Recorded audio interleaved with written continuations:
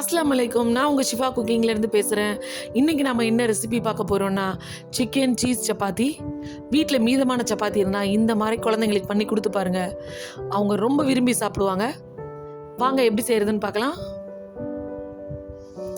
இங்கே ஒரு பேனில் கொஞ்சமாக எண்ணெய் சேர்த்துக்கிறேன். எண்ணெயை வந்து பேனோட எல்லா பக்கமும் நல்லா ஸ்ப்ரெட் பண்ணி விட்ருங்க.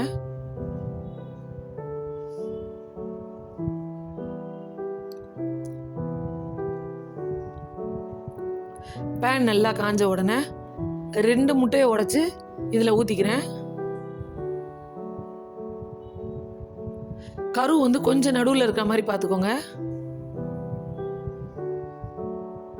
இந்த முட்டையோட மஞ்சள் கரு 2 இந்த மாதிரி உடைச்சி விட்டுக்கோங்க.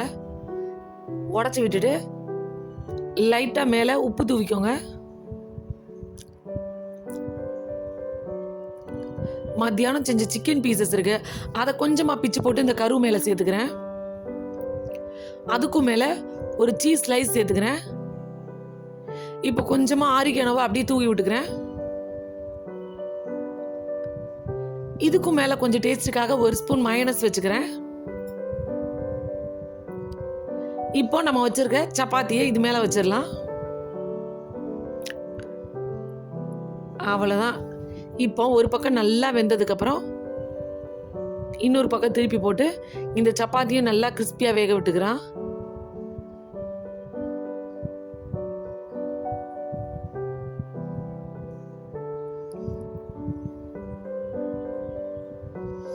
இப்போ கொஞ்சம் எண்ணெய் சேர்த்துக்கிறேன். ஏன்னா அந்த சப்பாத்தி வந்து அந்த பக்கம் நல்லா கொஞ்சம் வெந்து வரட்டும்.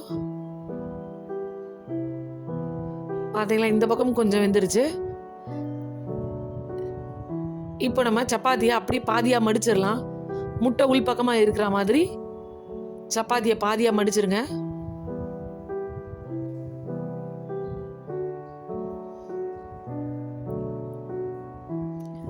இப்போ சப்பாத்தி 2 பக்கமும் கொஞ்சம் கிறிஸ்பியாக வெந்து வரட்டும். அவ்வளோதான், நம்மளோட சூப்பரான சிக்கன் சீஸ் சப்பாத்தி ரெடி ஆயிடுச்சு. நீங்களும் உங்கள் வீட்டில் இதே மாதிரி ட்ரை பண்ணி பாருங்கள். ட்ரை பண்ணி பார்த்துட்டு எப்படி இருந்துச்சுன்னு எனக்கு கமெண்டில் சொல்லுங்கள். என்னோட இந்த ரெசிபி உங்களுக்கு பிடிச்சிருந்துச்சுன்னா என்னோட சேனலை லைக் பண்ணுங்கள், ஷேர் பண்ணுங்கள், சப்ஸ்கிரைப் பண்ணுங்கள். மறந்துடாமல் பெல் ஐக்கானை கிளிக் பண்ணுங்கள். அப்போ தான் நான் போடுற புது புது வீடியோஸ்லாம் உங்களுக்கு நோட்டிஃபிகேஷனில் வரும். சூப்பர். சப்ஸ்கிரைப் பண்ணுங்க.